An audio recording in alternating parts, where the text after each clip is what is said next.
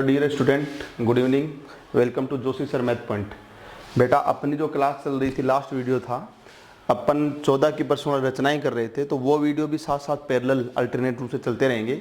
बच्चों की काफ़ी मांग आई कि सर 30 जून को एग्ज़ाम है, तो ईजी एक्सरसाइज जो है वो भी साथ साथ हमें करवाते रहें।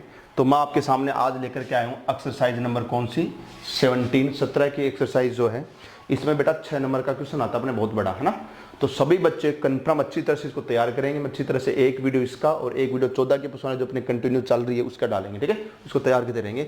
आप जैसा देख पा रहे हो, समझ पा रहे हो, सुन पा रहे हो, इस चैप्टर का नाम है बेटा केंद्रीय प्रवृत्ति के माप। बेटा, केंद्रीय प्रवृत्ति के माप जिसको अंग्रेजी में कहते हैं मेजर्स ऑफ सेंट्रल टेंडेंसी, ठीक है। मेजर्स ऑफ सेंट्रल टेंडेंसी, केंद्रीय प्रवृत्ति के माप। इसके नाम से पता है कि ऐसे माप जिनका जो स्वभाव प्रकृति है वो केंद्र में रहने की होती है। समझ गए? कहने का मतलब आपके बहुत से आपको वैल्यूज, मान, चर जिनको अपन बोलते हैं, वेरिएबल्स बोलते हैं, वो दिए गए हैं।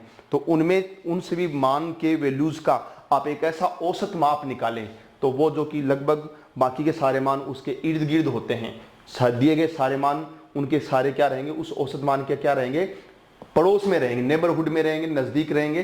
तो ऐसे मानों को केंद्रीय प्रवृत्ति के माप कहते हैं। एक तरह से अपन ये बोले कि दिए गए चरों के ऐसा माप जिनके बाकी सारे चर हैं वो पड़ोस में रहे, नजदीक रहे, उनमें बहुत कम अंतर हो, ठीक है। और वो जो माप है, औसत माप है, वो इन सभी मानों का, वैल्यूज का क्या करेगा, प्रतिनिधित्व करेगा। That is called measure of central tendency, ठीक है। तो सेंट्रल टेंडेंसी, केंद्रीय प्रवृत्ति के माप में 3 चीजें आएंगी, समांतर माध्य, माध्यिका, बहुलक। 3 चीजें करेंगे मैं इस चैप्टर के अंदर। तो सबसे पहले मैं आपको क्या पढ़ा रहा हूं, समांतर माध्य। अच्छी तरह सभी बच्चे समझेंगे। समांतर माध्य पढ़ा रहा हूं। समांतर माध्य, अक्ष के ऊपर ये जो लाइन खींचते हैं इसको बार बोलते हैं। क्या बोलते हैं बेटा? इसको अक्ष बार, ठीक है। तो इसको बोलेंगे अक्ष बार, ये चिन्ह होता है समांतर माध्य का। अब मैं आपको पहले फॉर्मूले बता रहा हूं। समांतर माध्य जो बेटा अलग चीज नहीं है, समांतर माध्य वही चीज है जो आप 6ठी क्लास से, 6ठी, 7वीं, 8वीं क्लास से औसत पढ़ते आ रहे हो। जैसे एवरेज होता है ना, औसत होता है। अपन औसत कैसे निकालते हैं? राशियों का योग बटा राशियों की संख्या। जैसे कोई खिलाड़ी है, किसी खिलाड़ी ने मान लो कि पहली पारी में, दूसरी पारी में, तीसरी पारी में, चौथी पारी में 4 पारी खेल ली। पहली पारी में मान लो 20 रन बनाए, दूसरे में 0 पे आउट हो गया, तीसरे में मान लो कि उसने 40 बनाए, इसमें 50 बनाए।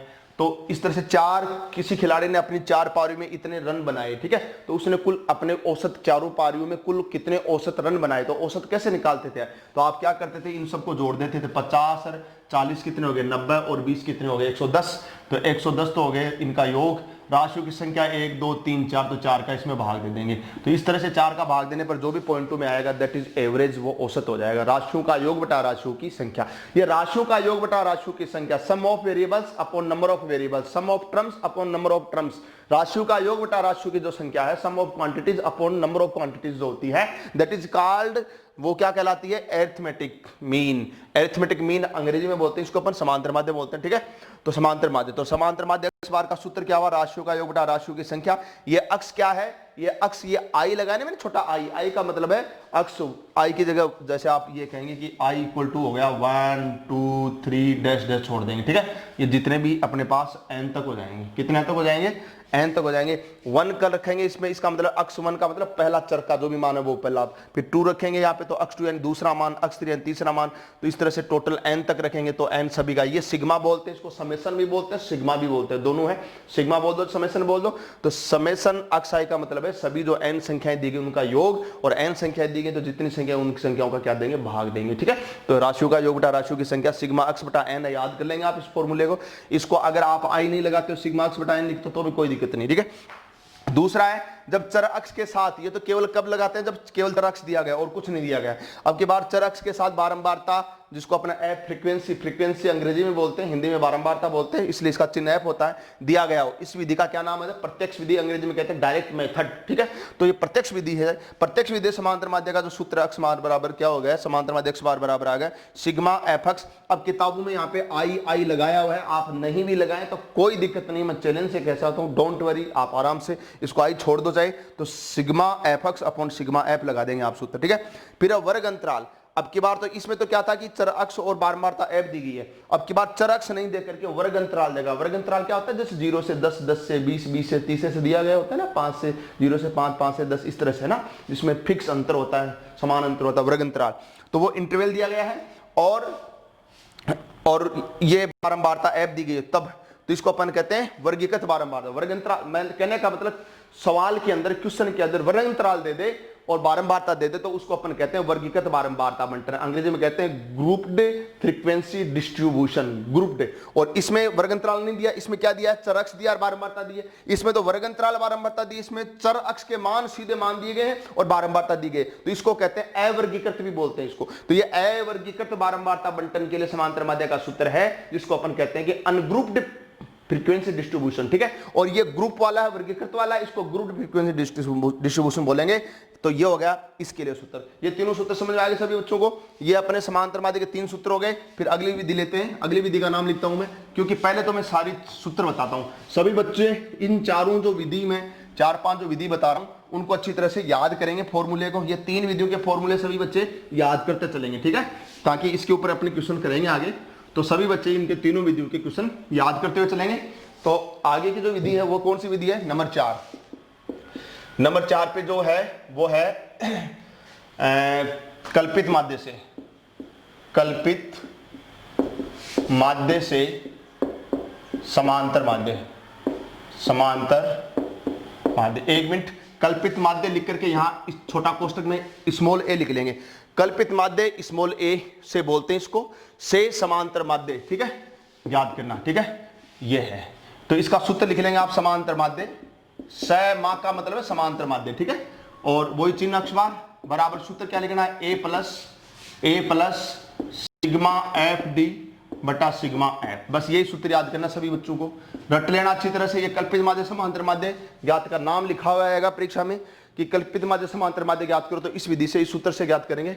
आप इसमें लिखेंगे कि जहां ए क्या है, ए को बोलते हैं कल्पित माध्य। कोई आपसे पूछ ले, आपको पता होना चाहिए, ये इस ए है, इसको कल्पित माध्य बोलते हैं। क्यों बोलते हैं, ए का मतलब अंग्रेजी में बोलते हैं एग्ज्यूमिंग मीन, ठीक है, एग्ज्यूम यानी होता है मानना, पहले से मान लेते हैं, है ना, कल्पना कर लेते हैं। तो अपन कोई भी सवाल करते हैं गणित में तो अपन कहते हैं कि लेट अस कंसीडर दैट, या फिर कहते हैं कि एग्ज्यूम दैट, ठीक है, इसका मतलब मानना, पहले से मान लेते हैं। तो ये कल्पित माध्य है। और बेटा ये जो डी है ना, डी है ना, डी का सूत्र याद रखना सभी बच्चे। डी का सूत्र लगाएंगे अपन अक्स माइनस ए। डी का सूत्र क्या लगाएंगे, अक्स माइनस ए। हर अक्स के मान में, हर अक्स के मान के अंदर अक्स आई माइनस ए लिख सकते हो।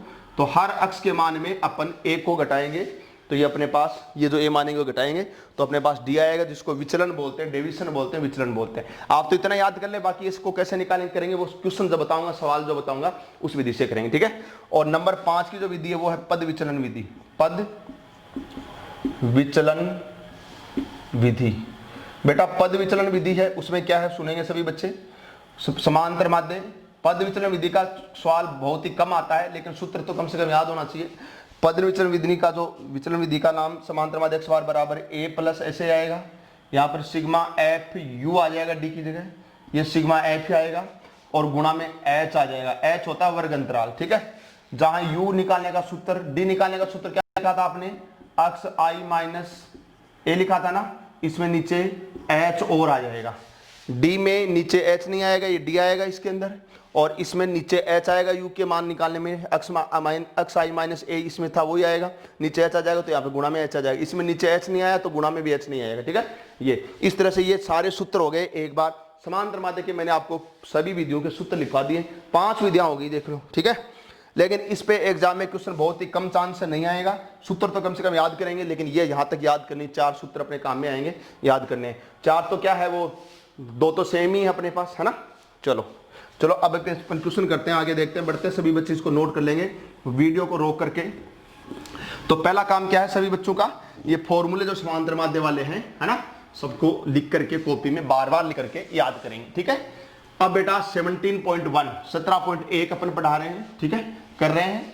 17.1 छोटी बेसिक है, जो कि आपको पता होगा। मैंने पहला समांतर माध्य का सूत्र क्या लिखाया था, समांतर माध्य जब आपको चर अक्ष दिया गया तो क्या लिखाया था, सिग्मा अक्ष बटे एन, या अक्ष आई भी लिख सकते हो, वो एक ही बात है। सिग्मा अक्ष भी लिख सकते हो, अक्ष आई भी लिख सकते हो, ठीक है। तो सिग्मा अक्ष बटे एन लिखाया था आपको, राशियों का योग बटा राशियों की संख्या, उसी पे डिपेंड करेगा, उसी पे है ये फॉर्मूले। एकदम नॉर्मल क्वेश्चन है बेटा, ठीक है। तो देखिए पहला क्वेश्चन देखिए, एकदम नॉर्मल क्वेश्चन है पहली एक्सरसाइज के अंदर, ठीक है। यदि किसी कक्षा के गणित विषय में 10 छात्रों के प्राप्तांक, ठीक है, तो जो भी दिए गए उसके अक्ष के बराबर लिख लो। 10 लड़के हैं, छात्र हैं, उनके प्राप्तांक यानी कोई भी विषय के अंदर, जैसे ये कह रहा है कि गणित में, तो गणित में 10 बच्चों के नंबर आए वो लिख रहा हूं मैं, जैसे लिख लिया कि 52, ठीक है, दिया हुआ है 75, फिर कॉमा लगा दिया, 40, 70, ठीक है, 43, ठीक है, 40, 65, 35, 48 और 52, ठीक है, ये दे दिया बेटा। तो ये दे दिए सब अक्स जो भी मान दिए गए हैं। मैंने क्या बताया आपको, कैसे पता लगेगा, केवल मान वैल्यूज दी गई हैं, केवल मान दिए गए हैं तो उनको अक्स के बराबर लिख लिया करो, ठीक है। अब आप पहले सूत्र लिखेंगे, समांतर माध्य अक्ष बार बराबर, सूत्र क्या बताया था, सिग्मा अक्स बटे एन।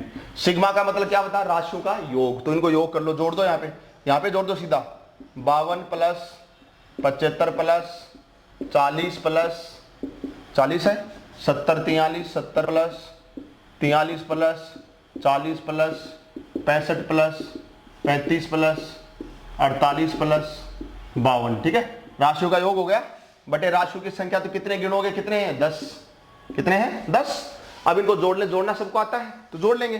जैसे मान लीजिए कि हमने इसको जोड़ा, 2 और 8 10 और 5 15 और 5 20, 20 और 23, 23 और 5 28 और 2 30 के 0, असल पाई कितनी लगी, 3, 5 से 3 8 हो गए, 8 और 7 15 और 4 19 और 7 26 और 4 30 और 4 34 और 6 40 और 3 43 और 4 47 और 5 47 से 5 52। जैसा कि अगर मैंने सही जोड़ा है और सही जोड़ा है, 520 हो गए सब जोड़, नीचे कितना है 10, 10 से इसे भाग देंगे तो कट गया और कितना आ गया 52, कितना आ गया 52। तो इनका जो समांतर माध्य है, जिसको अपन औसत भी कह सकते हैं, क्योंकि समांतर माध्य राशियों का योग बटा राशियों की संख्या ही है, तो ये औसत कितना आ गया 52 आ गया, ठीक है। बस एकदम सिंपल क्वेश्चन है, सभी बच्चे कर लेंगे, कोई दिक्कत नहीं है। अगला क्वेश्चन पढ़ रहा हूं, सभी बच्चे समझेंगे। दूसरा क्वेश्चन क्या है, एक विद्यालय के सहायक कर्मचारियों का मासिक वेतन रुपयों में, है ना। तो बेटा जैसे ये क्या आया था, अंक आया था ना, तो इसके आगे अंक लिख देंगे, अंक, ठीक है। अब अगला वाला जो क्वेश्चन है उसको वापस वही अक्स के बराबर लिखेंगे। कर्मचारियों का मासिक यानी एक महीने का वेतन दिया गया है, एक कर्मचारी का 1720 रुपए है, फिर कोमा लगा देंगे, दूसरा 1750 है, फिर ऐसे 4 कर्मचारियों के हैं। तो आप क्या करेंगे, उन चारों कर्मचारियों की ये लिख देंगे कोमा लगा करके, फिर ये सूत्र लिख देंगे, यहाँ उनके चारों के जोड़ करके 4 है तो 4 का क्या दे देंगे, भाग दे देंगे, उनका जोड़ना, राशियों का योग करना है, नीचे 4 का भाग दे देंगे, जो भी आएगा उत्तर के क्या लगाना, रुपए लगा देना, क्योंकि वेतन है, रुपया लिखा हुआ है, तो उत्तर के क्या लगा देना, रुपया लगा देना। एकदम ईजी आप कर लेंगे। अगर किसी बच्चे को नहीं आए तो फिर आप कमेंट्स बॉक्स में मेरे को कमेंट कर सकते हैं, बाकी कर लेंगे सभी बच्चे। एकदम ईजी क्वेश्चन ऐसे ही है, ठीक है। दूसरा क्वेश्चन बता चुका हूं मैं आपको, ऐसे ही करना है एकदम। 17 पॉइंट अपन कौन से कर रहे हैं, 17.1 कर रहे हैं, 17.1 कर रहे हैं बेटा, ठीक है। सभी समझ पा रहे हैं, अच्छी तरह से सुन पा रहे हैं, देख पा रहे हैं। अपन एक्सरसाइज कौन सी स्टार्ट कर दी हमने, 17.1, ठीक है, 17.1, ठीक है बेटा। इसका शानदार क्वेश्चन है, इंपॉर्टेंट है, छोटा क्वेश्चन आ सकता है, ठीक है।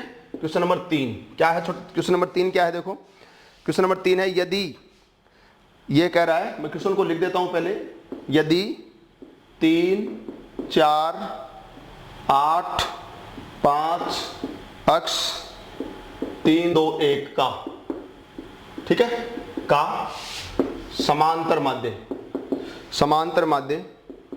4 हो तो, समांतर माध्य 4 हो तो अक्ष का मान ज्ञात करो, अक्ष का मान ज्ञात करो। तो बेटा आप समझ पा रहे हैं, इसको देखेंगे सभी बच्चे, नोट करके चलेंगे। इनका समांतर माध्य है वो 4 दे रखा है, ठीक है। तो बेटा मैंने क्या बताया, अब देखो इस क्वेश्चन के अंदर पहले से अक्ष दे दिया, तो यहां मानेंगे तो वही बात है कि आप क्या लिखेंगे, दिया गया, ये दिया गया लिखे तो ठीक है, कोई दिक्कत नहीं। बड़ा अक्ष ले लेंगे, बड़ा अक्ष, ठीक है, बड़ा अक्ष ले लिए। अब क्या वही बताया था मैंने, क्या लिखेंगे, 3, 4, 8, 5, अक्ष, 3, 2, 1। सूत्र क्या बताया था, बताओ, सूत्र बताया था, समांतर माध्य अक्ष बार बराबर सिग्मा अक्ष बटे एन, ये बताया था ना बेटा, ठीक है। अब की बार समांतर माध्य निकालना नहीं है, आपको दिया हुआ है, कितना दिया हुआ समांतर माध्य, 4, तो ये समांतर माध्य लिखा हुआ है ना बेटा, समांतर माध्य लिखा हुआ, जो दिया उसकी जगह लिख दो। समांतर माध्य कितना दिया पहले से, 4, ये 4 समांतर माध्य की यहां लिख देंगे 4, लिख दिया, कोई दिक्कत बोलो किसी की, नहीं है दिक्कत। ये क्या है, सिग्मा अक्ष का मतलब है राशियों का योग, उनको जोड़ो, सिग्मा यानी समेशन यानी जोड़ना, किसको, अक्ष को, अक्ष बराबर आपने क्या लिखा है, ये इनको जोड़ो। इनको जोड़ने का तरीका, ये अक्ष है, एक बार अक्ष को छोड़ दो, ये जो अक्ष है इसको तो एक बार छोड़ दो, बाकी जोड़ो। 3 और 4 7 और 8 और 7 कितने हो गए, 15, 15 5 20, 20 और 5 25 1 21, दोबारा जोड़ लीजिए, 3 4 7 हो गए, 15 हो गए, 7 8 7 15 हो गए ना, 15 5 20 और 20 ये हो गए, और सॉरी 7 15 हो गए और 20 और 20 रे 5 25 रे 26 हो गए। ठीक है, तो ये कितने हो गए 26 यहाँ। ठीक है, और ये क्या छोड़ दिया मैंने, अक्ष। तो देखो संख्याओं को जोड़ा तब तो ये 26, संख्याओं को हमने जोड़ा तब कितने हो गए अपने पास, 26 हो गए ना। ये रहे संख्याएं। अब ये अक्ष रह गया, तो अक्ष को अब ऐसे कर दो, प्लस अक्ष कर दो, क्योंकि इसका पता नहीं कितनी, ये तो निकालना अपने को, तो अक्ष को प्लस करके लिख दो। ठीक है, संख्याओं को जोड़ लिया और उसमें अक्ष को प्लस करके लिख दिया, बटा n का मतलब कितनी संख्या है तो गिन लो, 1 2 3 4 5 6 7 8 संख्या नीचे 8 कर दो। ठीक है, अब या लगा देंगे। अब आपको बताया हुआ है कि अक्ष का मान निकालना है, तो आजा इसको, ये तो सबको बताया, सभी बच्चों को पता है कि जैसे मान लो 26 प्लस अक्ष है और बटे में कितना है 8 और बराबर इधर 4 है, वो इधर लिख दो तो कोई फर्क पड़ेगा कि कोई फर्क नहीं पड़ेगा, तो एक ही बात है, ये इसके बराबर है या इसको इधर लिख दे उसको उधर लिख दे, एक ही बात है। जिसका वैल्यू निकालते उसको सामान्यतः बाईं साइड में या बायां हाथ इधर रखना है। ठीक है, अब अक्ष का मान निकालना है तो अक्ष को तो इधर रखेंगे, बाकी उधर ले जाएंगे। तो पहले देखो काम क्या करेंगे, नीचे भाग में, अक्ष के नीचे भाग में 8 है, भाग में वो उधर गुणा में जाएगा, उल्टा होता है, भाग का उल्टा गुणा, गुणा का उल्टा भाग होता है, प्लस का माइनस हो जाएगा, माइनस का प्लस हो जाएगा। तो देखो 26 प्लस अक्ष तो रख लिया बराबर, अब ये नीचे 8 भाग में इधर गुणा में जाएगा, तो 8 को 4 से गुणा करेंगे कितना आ जाएगा 32 हो जाएगा। समझ गए, आगे लाइन इधर के लिखेंगे या। अब आपको अक्ष निकालना तो अक्ष को तो रख लो अक्ष, फिर बराबर लगा दो। मैंने क्या कहा, जिसको निकालना उसको बाईं तरफ, ये मेरा बायां हाथ लेफ्ट साइड है, लेफ्ट साइड की तरफ रख लेंगे। ठीक है, तो अक्ष को तो मैंने रख लिया और इस 26 को उधर ले जाएंगे। तो बेटा साइन किधर देखते हैं, साइन में सब बाईं तरफ देखते हैं, तो 26 के बाईं तरफ देखेंगे, लेफ्ट साइड ये है, ये दाईं तरफ है, तो बाईं तरफ साइन देखते हैं तो प्लस का है, प्लस का तो उधर जाकर किसका हो जाएगा, माइनस का हो जाएगा। तो 32 तो पहले से, तो पहले 32 लिखेंगे, फिर माइनस, ये उधर जाकर के माइनस हो जाएगा 26। ठीक है, तो यहां लिख करके और अक्ष बराबर लिख देंगे, 32 में से 26 जाएगा, 32 में से 26 जाएगा, तो बताओ बच्चों कितना बचेगा, 32 में से 26 निकालो तो कितना बचेगा, 6 बचेगा। तो अक्ष की वैल्यू कितनी आ जाएगी बताओ, अक्ष की वैल्यू कितनी आ जाएगी 6। ठीक है, आप इसको चेक भी कर सकते हो, अक्ष की वैल्यू कितनी है 6। अब एक बार जोड़ना देखो, 4 3 7 8 15 5 20, अक्ष की वैल्यू कितनी है 6 ना, तो 26, 26 से 3 29 और 2 31, 31 और 1 32, तो टोटल जोड़ कितना हुआ 32। तो आपके पास संख्याएं कितनी है 8 है, तो राशियों का योग बेटा राशियों की संख्या करोगे, अक्ष का मान आपका 6 आया, 6 करके आपने जोड़ा 32 आया, 32 में राशियों की संख्या 8 है, उसका भाग दोगे तो 4 बार जाएगा, 4 समांतर मध्य आएगा, तो देखो 4 ही दे रखा है, उत्तर का मिलान हो गया। समझ गए, तो ऐसे आप कर सकते हैं इसको। तो सभी बच्चे अच्छी तरह से इसको देखेंगे, तैयार करेंगे। ऐसा छोटा क्वेश्चन, पहले तो क्या आता था कि एक बड़ा क्वेश्चन 6 नंबर का आता था, आजकल 17 की एक्सरसाइज के अंदर 2 पार्ट करने लग गए, 2 पार्ट, जैसे एक क्वेश्चन आया उसके पहला भाग और दूसरा भाग, एक में तो दे देगा समांतर माध्य माध्यिका बहुलक में कोई भी बड़ा क्वेश्चन, और एक में छोटा क्वेश्चन, ऐसे छोटा क्वेश्चन दे देगा, तो इसलिए आपको तैयार करना है इसको। ठीक है, हाँ मिटा के चलता हूं, सभी बच्चे इसको तैयार करके चलेंगे अच्छी तरह से। आगे बढ़ रहे हैं अपन, 17.1 कर रहे हैं, बहुत ही आसान प्रश्न वाली है, सभी बच्चे करेंगे। एग्जाम में पास होने के लिए सबसे आसान प्रश्न वाली है 17 और 18। प्रायिकता बेटा मैं सबको करा चुका हूं, मेरे video YouTube Joshi sir math point के ऊपर पड़े हुए हैं, अपलोड किए हुए हैं, आप उनको दोबारा देखेंगे। प्रायिकता के करा चुका हूं और ये करवा रहा हूं आपको 17 की। ठीक है, अगला क्वेश्चन है बेटा 4 का, मैं पढ़ रहा हूं क्योंकि 4 का आप कर सकते हो। क्या है, किसी क्रिकेट के एक खिलाड़ी ने 10 पारियों में, यानी एक क्रिकेट का खिलाड़ी है, उसके 10 पारियों में रन कितने बनाए वो दिए हुए हैं, जैसे अभी थोड़ी देर पहले मैंने समझाया था ना। ठीक है, तो उनके पारियों के औसत निकालना, तो औसत कौन होता है बेटा, समांतर माध्य, तो वही अक्ष के बराबर इनको लिखना है, वही राशियों का योग जोड़ना है, और 10 पारियों में तो वही 10 मिलेंगे आपको, तो वो 10 का भाग देना है। आसान है, कर लेंगे। तो 4 नंबर का क्वेश्चन एकदम आसान है। ठीक है, 5 नंबर का क्वेश्चन है बेटा, वो भी एकदम आसान है। 5 वाले में कैसे दिया हुआ मैं बता देता हूं आपको। आपको दिया गया है अनुक्रमांक। औसत का मतलब एक राशि का मान होता है, एक व्यक्ति का मान होता है, एक का मान होता है, वो राशि है तो राशि, व्यक्ति है तो व्यक्ति, किलो है तो किलो। ठीक है, तो ये औसत का मतलब एक संख्या का मान है। तो औसत कितना 18, और संख्याएं है कितनी 5, तो इनको गुणा कर दो, 18 पंजू 90, तो पांचों संख्याओं का जोड़ कितना हो गया 90 हो गया। जैसे थोड़ी देर पहले हमने किया था, सेक्शन ए में 25 छात्र हैं और एक छात्र का 51 है, तो 25 को 51 से गुणा किया तो 1275 आया था, वो सबका कुल वजन आ गया, बाहर आ गया। समझ गए, तो एक संख्या का है, ये एक संख्या का मानेंगे, वहां पे एक छात्र का माना था, यहाँ पे एक संख्या का मानेंगे। एक संख्या का मान 18, संख्या आपके पास 5 है, इनको गुणा कर दिया करो तो योग आ जाएगा उनका, वहां पे कुल बाहर आ गया था, जोड़ आ गया था, तो ये 5 संख्या का कुल योग इतना आ गया। अब क्या कह रहा है, एक संख्या हटाने पर औसत अब की बार दोबारा औसत, तो औसत तो x का मतलब ये एक संख्या का मान ही है, लेकिन एक संख्या हटाने पर, हटाने का मतलब 5 थी तो अब कितनी और रह गई, अरे 5 में से एक संख्या हटा दी तो रहेंगी कितनी संख्याएं, 4 रहेंगी ना, तो इसका मतलब ये 4 संख्याओं का औसत है। तो आप नीचे लिखेंगे एक संख्या हटाने पर, एक संख्या हटाने पर 4 संख्याओं का योग। तो एक संख्या हटाने पर 4 संख्याओं का, तो एक संख्या हटाएंगे तो 4 बचेंगी और उनका औसत है 16, यानी कि एक संख्या का मान 16 है, ठीक है। तो 4 को 16 से गुणा कर दो, 4 है ना, एक संख्या हटा दे, एक संख्या हटाने का मतलब कितनी हो गई, 5 थी उसमें एक घटा देंगे तो कितनी बचेगी, 4 तो बचेंगे ना, तो ये 4 है, बात ये है। तो 4 को 16 से गुणा करेंगे तो कितना आ जाएगा, 64। समझा? ऐसे नहीं समझाया तो आप इसको लिख देंगे 18 गुणा 5 करके 90, और ये समझ में नहीं आया एक संख्या 4 गुणा 16 करके और कितना हो गया, 64। समझ गए? तो जब संख्याएं पांचों संख्याएं थी, पांचों संख्याओं का जोड़ 90, एक संख्या हटा दी तो फिर 4 बच गई, 4 का जोड़ 64, तो पता लग गया कि कम क्यों हुआ जोड़, क्योंकि आपने एक संख्या हटाई, तो हटाई गई संख्या का मान कितना हो गया, हटाई गई संख्या, हटाई गई संख्या का मान कितना हो गया, तो पांचों संख्याओं का जोड़ 90 है और माइनस 4 संख्याओं का जोड़ 64 है, तो 5 संख्याओं के जोड़ में 4 संख्याओं के जोड़ को घटा दोगे तो 5 जो कम इनमें अंतर रहेगा वो जो हटाई गई संख्या का मान हो जाएगा। तो 90 में से 64 को क्या कर दोगे बेटा, घटा देंगे। तो 90 में से 64 को घटाओ, 90 में से 64 घटाएंगे तो जैसे मान लो कि 70 80 90, तो शायद 26 हो गया। कितना हो गया बेटा, 26 हो गया। सभी बच्चे सुन पा रहे हैं, अच्छी तरह से देख पा रहे हैं, तो सभी बच्चे इसको नोट करके चलेंगे, सभी बच्चे इसको नोट करके चलेंगे। नेक्स्ट शानदार क्वेश्चन, अगला क्वेश्चन अपन लेकर के चलते हैं, ठीक है।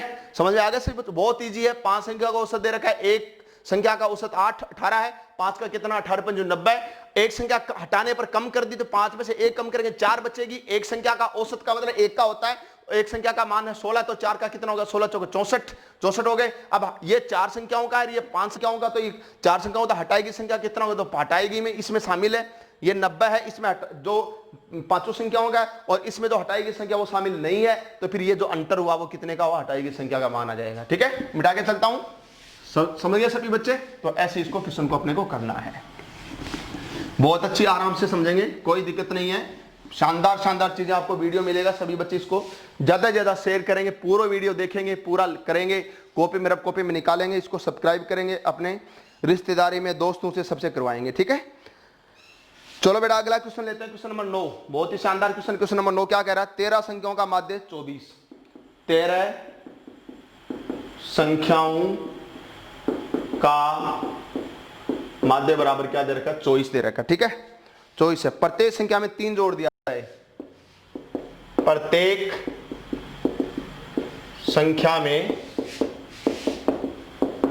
3 जोड़ने पर, 3 जोड़ने पर, ठीक है, 3 जोड़ने जोड़ दिया जाए तो नए माध्य में क्या परिवर्तन ने पर नया माध्य ज्ञात करो। परिवर्तन का मतलब नया माध्य ज्ञात करना, बात ये है, ये बताना आपको, ठीक है। तो नए माध्य में क्या परिवर्तन होगा, तो मैं एक तो सीधा आपको समझा सकता हूं बेटा, आप इसको ऐसे लिख सकते हो कि हम जानते हैं कि एक बात समझेंगे सभी बच्चे, हम जानते हैं कि प्रत्येक संख्या में किसी समान संख्या को जोड़ने या घटाने पर समांतर माध्य बोल दो चाहे समांतर, मैंने क्या कहा था, माध्य बोलेंगे तो इसका अर्थ भी समांतर है, औसत माध्य और समांतर माध्य तीनों एक चीज है, ठीक है। तो प्रत्येक संख्या में समान संख्या जोड़ें या घटाने पर समांतर माध्य में भी वह संख्या जुड़ती या घटती है। ये याद करना है सभी बच्चों को। अगर आपने सब संख्याओं में कुछ जोड़ा है, अब देखो आप सीधा बता सकते हो इसका उत्तर। 13 संख्याओं का औसत कितना बताओ, 24 है। 13 संख्याओं का औसत कितना बताओ, 24 है। अब ये क्या कह रहा है, प्रत्येक संख्या में कितना जोड़ रहा है, मैंने कहा जोड़ेंगे तो जोड़ेंगे, घटाएंगे तो घटाएंगे। तो ये कह रहा है प्रत्येक संख्या में कितना जोड़ रहा है, 3 जोड़ रहा है। तो हम जानते हैं कि अगर प्रत्येक संख्या में 3 जोड़ोगे तो फिर समांतर माध्य में 3 जुड़ जाएगा, और अगर प्रत्येक संख्या में 3 घटाओगे तो समांतर में 3 घट जाएगा। तो ये जो 24 है तो नया समांतर माध्य 24 में से 3 जोड़ दो, क्योंकि ये क्या कह रहा है, प्रत्येक संख्या में 3 जोड़ रहा है, तो 24 में 3 जोड़ दो, नया समांतर माध्य भी 27 आ जाएगा। अब आप करके देखते हैं, देखो करके देखते हैं। तो देखो करके देखने के लिए क्या क्या लिखेंगे बताओ आप। नया समांतर माध्य लिख देते हैं, नया समांतर माध्य क्या लिखोगे, राशियों का योग, राशियों का योग बटा राशियों की संख्या, राशियों की संख्या, राशियों की संख्या। ठीक है बेटा, राशियों का योग मैंने क्या कहा, माध्य यानी औसत एक संख्या का मान होता है। तो 13 संख्या है और एक संख्या का औसत इतना, 3 को इनसे गुणा कर दो तो कितना आया, तो 13 को 24 से गुणा कर दो।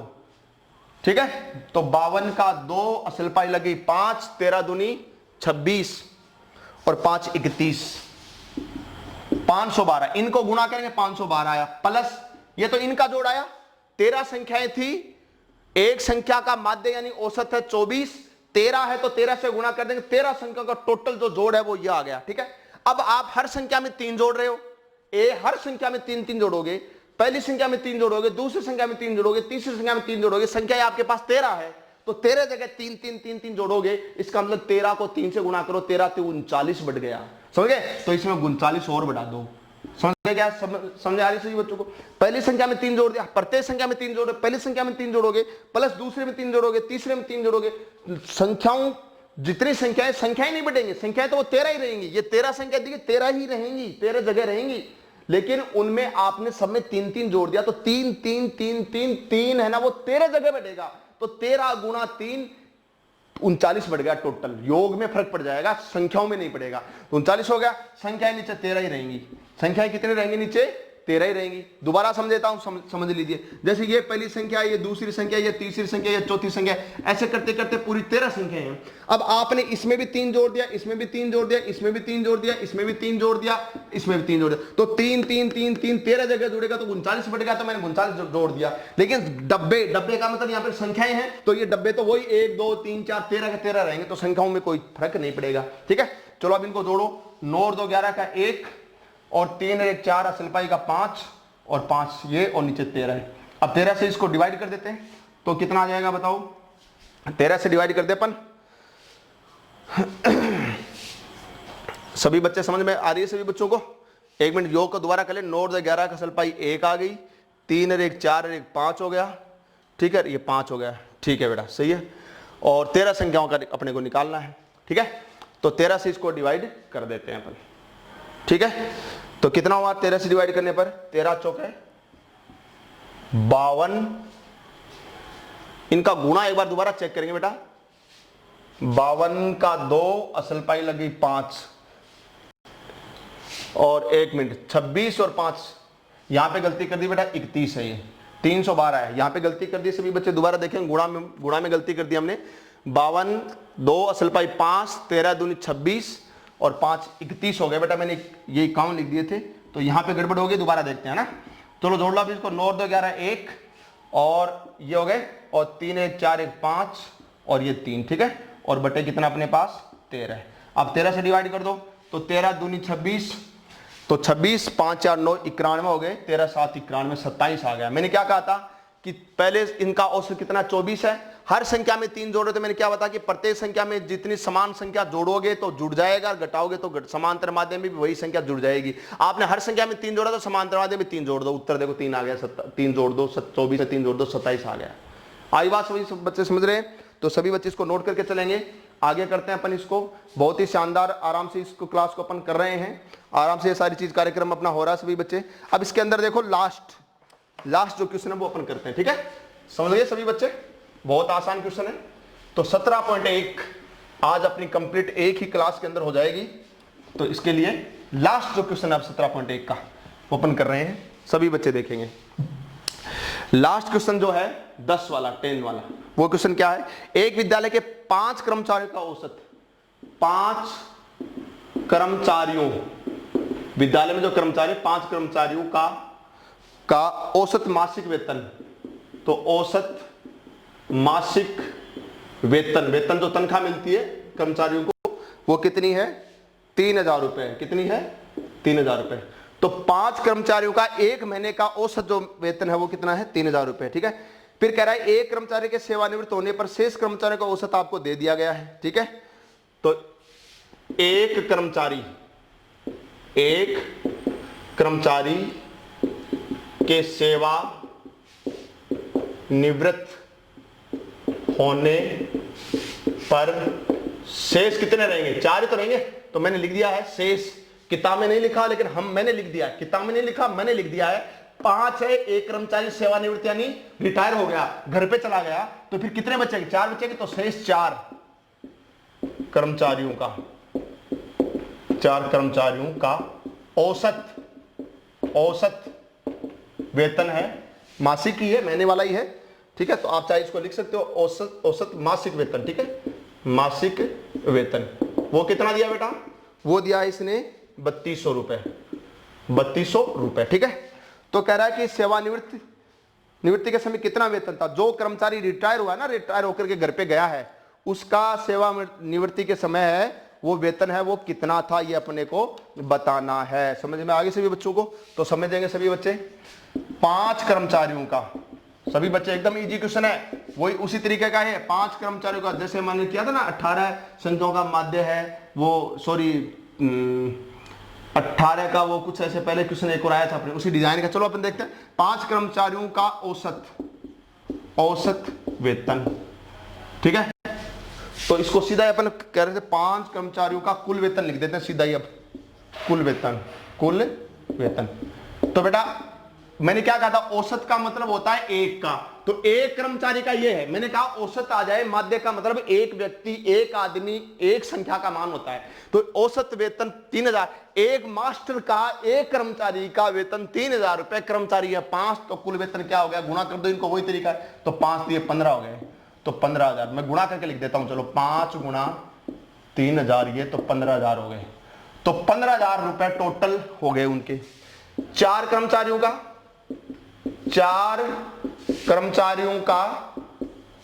कुल वेतन। अब एक सेवानिवृत्त हो गया तो कितने बच गए थे, मैंने क्या कहा, एक सेवानिवृत्त होने में 4 बच गए। 4 का मासिक यानी वही एक व्यक्ति का एक वेतन का इतना, तो 4 का कितना, 4 से गुणा कर दो, 4 गुणा 3200।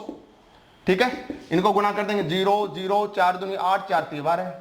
ठीक है, 12800 रुपए इसके हो गए। ठीक है, तो ये तो 5 कर्मचारियों के तो इतना है। 5 कर्मचारियों का एक महीने का इतना वेतन उठता है पांचों का, और 4 कर्मचारियों का एक महीने का इतना उठता है।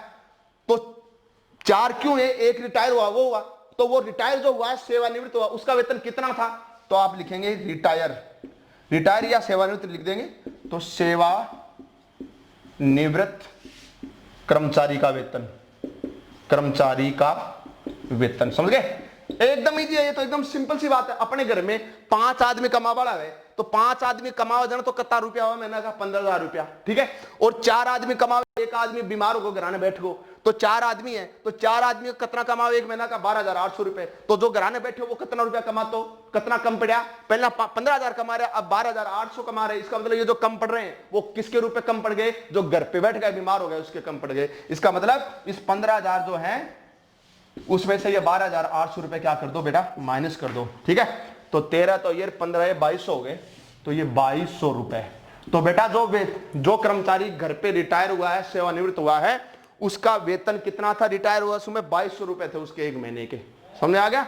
इस तरीके से बेटा आज हमने 17.1 किया है, कल 17.2 करेंगे। तो मैंने जो आपको समांतर माध्य के जो 4-5 सूत्र बताए थे उनको नाम सहित अच्छी तरह से छाप करके रटेंगे, छाप करके याद करेंगे अच्छी तरह से, ताकि आगे क्वेश्चन समझ में आए। हमने पहले एक्सरसाइज कर लिए, सभी बच्चे अच्छी तरह से उसको तैयार करेंगे। कल नेक्स्ट वीडियो में अपन 17.2 भी करेंगे, उधर पैरेलल 14 की प्रश्नावली भी चलती रहेगी। ठीक है, तब तक के लिए आप घर पे रहे, सुरक्षित रहे, मस्त रहे, दुरुस्त रहे, और जोशी सर मैथ पॉइंट को सब्सक्राइब और लाइक भी करते हैं। सभी को लव यू, सभी को bye bye, okay, thank you. अनुक्रमांक दिया हुआ एक तो, और एक दिया प्राप्तांक। अनुक्रमांक का मतलब क्या होता है, रोल नंबर होते हैं ना, अपनी परीक्षा के अंदर रोल नंबर होते हैं वैसे। ठीक है, तो रोल नंबर है 1 2 3 4 5, ठीक है, 6 7 8 9 10, यानी 10 बच्चों के रोल नंबर हैं। पहले ने बच्चे ने 30 प्राप्त किए नंबर, दूसरे रोल नंबर वाले ने 28 32 12 18 20 25 15 26 14, 25, 15, 26, 14। ठीक है, कोई दिक्कत नहीं है। ये सभी बच्चों के क्या है, अंग्रेजी में प्राप्तांक है, नंबर है। ठीक है, तो एक रोल नंबर के इतने हैं, दो रोल नंबर के इतने हैं। ठीक है, ये अब आपको समांतर माध्य पूछा, औसत पूछा, औसत बोले तो समांतर माध्य होता है, ये याद रखना। एक चीज का सभी बच्चे ध्यान करना, एक तो बोल दे औसत, या बोल दे समांतर माध्य, और या केवल माध्य बोल दे। ये तीनों एक ही चीज है, ये सभी बच्चे अच्छी तरह इसको नोट कर लेना। औसत बोले तो भी यही निकालना, सूत्र लगाना है ना। समांतर माध्य बोले तो भी यही चीज है, और माध्य बोले केवल तो भी यही चीज है। ठीक है, ये इसी में ये बच्चे ये ध्यान। तो औसत बोल दे, आप ये नहीं करेंगे सर इसमें औसत पूछा है, और हकीकत में इसने यही कहा है अंकों का समांतर माध्य याद करो। ठीक है, समांतर माध्य अक्ष बार बराबर क्या सूत्र होता है, सिग्मा अक्ष बटे एन।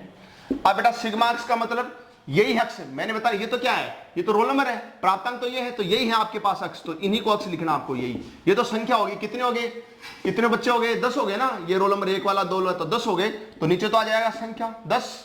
भाई वैसे भी गिने तो गिन लो, 1 2 3 4 ये 10 ही मिलेंगे, तो रोल नंबर 10 हो गए, तो 10 है, तो राशियों की संख्या तो 10 होगी। राशियों का योग बेटा इनको जोड़ना है, इनको जोड़ करके और यहां लिख देना और भाग दे देना, ये आंसर आ जाएगा। कर लोगे सभी बच्चे, एकदम इजी है, सभी बच्चे आराम से इसको कर लेंगे। ठीक है, 6 का क्वेश्चन है बेटा, ये भी ऐसे ही है, 6 का क्वेश्चन भी सेम ही है। क्या है, 10 बच्चों के पुस्तकों की पुस्तकालय से 10 दिन में छात्रों को दी गई पुस्तकों की संख्या। आपके पास पुस्तकालय में पुस्तकों की संख्या बच्चों को दी गई, पहले दिन में कितनी पुस्तकें दी, दूसरे दिन में कितनी दी, तो वही काम करना आपको, अक्ष बराबर लिखना उन सबको, अक्ष बराबर सभी पुस्तकों को कोमा लगा कर लिख लेना, फिर ये सूत्र लगा देना, राशियों का योग राशियों की संख्या, तो जितना उनका जोड़ा है वो, और नीचे संख्या तो 10 है ही, 10 दिन के। ठीक है, तो इस तरीके से आपको करना है, कर लेंगे, एकदम आसान है। अब मैं क्वेश्चन नंबर 7 बता रहा हूं बेटा, अभी तक सारे क्वेश्चन एक ही डिजाइन के थे। ठीक है, तो उसी डिजाइन के मैं हर क्वेश्चन आपको बताते आ रहा हूं। ठीक है, नेक्स्ट अपन जो क्वेश्चन इसके अंदर कर रहे हैं वो शानदार क्वेश्चन कर रहे हैं बेटा, आप देख करके चलेंगे, समझ करके चलेंगे। क्वेश्चन नंबर जो 7 है बहुत शानदार क्वेश्चन है, 7 भी। क्या कह रहा है ये देखो, ये कह रहा है एक कक्षा 1 के 25 छात्रों का औसत भार, 25 छात्रों का औसत भार 51 है, यानी 25 छात्रों का औसत भार, यानी औसत हो गया ना, भार यानी वजन है, और वो कितना है 51 किलोग्राम, केजी यानी किलोग्राम, 51 किलोग्राम है। ठीक है, एक कक्षा वर्ग 1 के, ठीक है, आप यहां लिख देंगे वर्ग ए है ना उसके, फिर नीचे लिखेंगे वर्ग बी के, वर्ग 1 के, यहां तो लिख देंगे वर्ग 1 के 25 छात्रों का। ठीक है, फिर कह रहा है वर्ग बी के 35, तो वर्ग बी के 35 छात्रों का औसत भार ये दिया, कितना दिया बेटा, 54 किलोग्राम, ये 54 किलोग्राम दिया गया है। ठीक है, तो इस कक्षा के कुल 60 छात्रों का, तो कक्षा के कुल 60 छात्रों का औसत भार पूछा है, औसत भार है वो बेटा निकालना है। ये क्वेश्चन मार्क लगा दिया ना मैंने, आप हिंदी में लगाते हो क्वेश्चन मार्क है ना, वैसे लगा दिया, इसका मतलब ये अपने को निकालना है। तो बेटा बहुत आसान है, देखो एक चीज समझेंगे सभी बच्चे, औसत का क्या सूत्र बताया था, औसत कौन होता है, समांतर माध्य होता है। औसत बराबर क्या बताया था, राशियों का योग, मेरी बात को समझेंगे, राशियों का योग, ठीक है, बटा राशियों की संख्या, तो राशियों की संख्या, तो बेटा राशियों की संख्या। तो ये बेटा औसत का मतलब क्या होता है, औसत का मतलब होता है एक व्यक्ति अगर भार दिया तो एक व्यक्ति का भार। ठीक है, अगर आपने किसी खिलाड़ी के 10 पारियों में रनों का औसत निकाला, इसका मतलब एक पारी का इतना रन औसत हो गया, तो एक प्रति व्यक्ति होता है, मतलब बात यह है। अब जैसे ये कह रहा है कि कक्षा वर्ग 1 के 25 छात्रों का औसत भार 51 किलोग्राम, इसका मतलब है एक छात्र का भार 51 किलोग्राम है, तो 25 छात्रों का कितना होगा, गुणा कर देंगे। जैसे अपन करते हैं 1 किलो आलू के इतने रुपए हैं, तो 10 किलो आलू कितने होंगे, गुणा कर देते हैं। एक व्यक्ति का या 1 किलोग्राम का दिया गया, एक पेन का मूल्य दिया है और 10 पेनों का पूछा, तो गुणा ही तो करते हैं ना, मल्टीप्लाई करते हैं। ठीक है, तो वही चीज है। और यहां पर भी आप देखेंगे तो देखो आपको राशियों का योग टोटल जोड़ निकालना, तो ये जो भाग में है ना संख्या, ये संख्या इधर गुणा में चले जाए, औसत को संख्या से गुणा कर देंगे। राशियों का जो योग है, अब यहाँ पे योग किसका होगा, भार का होगा, तो वो क्या आ जाएगा, संख्या गुणा, ये भाग में इधर गुणा में चल जाएगी, तो राशियों की संख्या को औसत से गुणा कर देंगे। तो यहाँ पर राशि कौन है, छात्र है, तो छात्रों की संख्या को औसत से गुणा कर देंगे, समझ गए। तो आप क्या लिखेंगे, आप ये लिखेंगे कि कुल औसत 60 छात्रों का कुल औसत भार बराबर। अब देखो कैसे करोगे, सूत्र यही है। अब राशियों का योग करने के लिए क्या करेंगे बताओ, तो बेटा समझ लो दोबारा। 25 छात्रों का औसत का मतलब है एक का, तो अगर एक व्यक्ति का 51 है तो 25 का कितना, तो आप क्या करेंगे 25 को गुणा कर देंगे 51 से। समझ आया, 25 को 51 से गुणा करते ही इन 25 छात्रों का टोटल वजन कितना। अरे सीधी सी मारवाड़ी भाषा में एक जना को वजन 51 किलोग्राम है, 51 किलो एक जना में है, तो 25 में कितना होगा, तो 25 से गुणा कर दिया, ये गुणा कर दिया, इतना जो गुणा करने के बाद में आएगा, गुणा बाद में कर लेंगे अपन, ये जो आएगा इतना किलोग्राम एंड सभी 25 छात्रों का टोटल वजन हो जाएगा। ठीक है, फिर प्लस दूसरा सेक्शन बी है। अरे कई कक्षा में ज्यादा बच्चे तो 2 सेक्शन 3 सेक्शन होते हैं ना, तो दूसरा सेक्शन बी है, उसमें 35 छात्रों का औसत भार है 54, तो एक छात्र का 54 किलोग्राम हो गया, 35 का कितना होगा गुणा कर दो, 35 गुणा 54। समझ आ रहा है सभी बच्चों को, समझ आ रहा है। तो मैंने क्या किया, इनको इनसे गुणा कर दिया, तो ये इन 25 छात्रों का औसत भार आ गया, इनको गुणा कर दिया, प्लस इनको इनसे गुणा कर देंगे, इनको इनसे गुणा कर देंगे, तो इनको गुणा करने पर ये 35 छात्रों का कुल वजन आ जाएगा, ये आ गया। अब दोनों क्लास जो ए और बी, 2 क्लास है, 2 सेक्शन है, 2 वर्ग हैं, उन दोनों के जो कुल भार है उनको जोड़ दिया, तो टोटल राशियों का योग हो गया, नहीं हो गया। और नीचे राशियों की संख्या कितनी आएगी, तो इस कक्षा में 25 छात्र हैं और इस कक्षा में 35 है, जोड़ दो 60 ही हुए, नहीं हुए। और वैसे भी देखो 60 का पूछा है तो 60 हो गया, और वैसे भी समझ में आ रहा है आपको, मैंने जोड़ दिया इनको। ठीक है, चलो अब आगे करते हैं। पहले इनको गुणा कर ले, 25 को 1 से करेंगे, 25 का 5, असल पाई कितनी लग गई 2, 25 को 5 से करेंगे 125 और 2 127 हो गए, तो 1275, तो इनका हो गया जोड़ 1275, तो गुणा इनका हो गया। फिर इनका गुणा करते हैं, तो इधर गुणा करके देख लो ना, जैसे 54 को कितने से गुणा करना है, 35 से गुणा करना है, गुणा कर ले आराम से, 5 के 20 की 0 2, 25 और 2 27। समझ आ रहा है, समझ पा रहे हैं, आराम से करें दे। 5 को 4 से किया 20, 0, असल पाई कितना लग गई 2, 25 27 हो गए। अब 3 से करेंगे इसको, तो 12 का 2 1, 5 3 15 1 16। ठीक है, आगे बात समझ में, तो इनको जोड़ दो, अब 0 9 8 1 1890, तो ये हो गया 1890 बटे कितना है 60 बराबर। अब इनको जोड़ लो, जैसे 0 में 5 को जोड़ा 5, 9 और 7 को जोड़ा 16 का 6, असल पाई 1, 8 2 10 11 का असल पाई 1, 1 1 2 1 3। ठीक है, और नीचे कितना 60। अब 3165 आ गया, उसमें 60 का क्या दे देंगे, डिवाइड कर देंगे, भाग कर देंगे। ठीक है, तो भाग सभी कर लेंगे, इसका डिवाइड इसका करेंगे, भाग इसका करेंगे, तो इसका आंसर अपने पास आ जाएगा। तो यहां तक किसी बच्चे की कोई दिक्कत हो तो बोल सकता है। यहां तक समझ में आया सभी बच्चों को। तो हमने ये जो क्वेश्चन किया है, क्वेश्चन नंबर जो 7 किया है, इसका आंसर आ जाएगा 52.75। डिवाइड करेंगे इसमें, तो 52.75 किलोग्राम जरूर लगाना है, औसत भार ये आ जाएगा। किलोग्राम है ना, भार है तो किलोग्राम लगा देना, डिवाइड करेंगे आप तो ये आ जाएगा। डिवाइड कर सकते हैं आराम से, कोई दिक्कत नहीं है आप। ठीक है, वैसे कर लो, देखो 0 का बाद में लगा देंगे, 6 से इसमें डिवाइड कर लो, 6 पंजू 30। ठीक है, 1 बच गया, 16 हो गया, 6 दूनी 12, 4 बच गया, 45 हो गया, 6 7 42, तो 45 में 42 3, तो 6 पंजू 30। इतनी बार गया पॉइंट लगने के बाद में, इतनी बार पॉइंट लगने के बाद में गया। अब अपने पास ये 0 का और देंगे तो ये पॉइंट यहाँ लग जाएगा, तो 52.75 हो जाएगा। ये आ गया अपने पास, समझ में आई सही बच्चों को। तो भाग तो खैर सभी आप कर ही लेंगे। ओके, मिटा के चल रहा हूँ, अच्छी बात है, समझ में आया सभी बच्चों। कुछ नहीं करना, कक्षा 1 के 25 छात्रों का भार दे रखा है, इसका मतलब औसत भार का मतलब एक व्यक्ति का होता है, तो एक का भार 51 है, तो 25 का कितना गुणा कर दो, ये गुणा कर दिया, प्लस एक का है 54 दूसरी क्लास में वर्ग में, तो 35 बच्चे हैं इसमें, तो 35 से इसको गुणा कर दो, ये इनका टोटल भार। तो इस कक्षा का कुल भार इतना, इस कक्षा के 35 छात्रों का कुल भार इतना, सबका जोड़ दिया, टोटल 60 का दोनों का, इसके 25 वालों का, इसका 35 छात्रों का एक साथ जोड़ दिया, बटा 60 का भाग दे दिया, सरल कर लिया, आगे जोड़ करके भाग दे दिया, आंसर आ गया। ठीक है, ये जरूर ध्यान रखना, औसत में रुपए लगा रहे हो, उत्तर है तो रुपए लगाना है, और भार है तो किलोग्राम लगाना, जो भी है वो लगाना है। ठीक है, मात्रक जरूर लगाना, वरना नंबर कटेंगे कक्षा के एग्जाम के अंदर। ठीक है, बाकी एकदम इजी है, आराम से सभी बच्चे करेंगे इसको।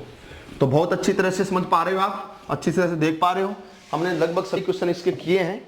अब आगे वाले क्वेश्चन कर रहे हैं, आगे क्वेश्चन नंबर 8।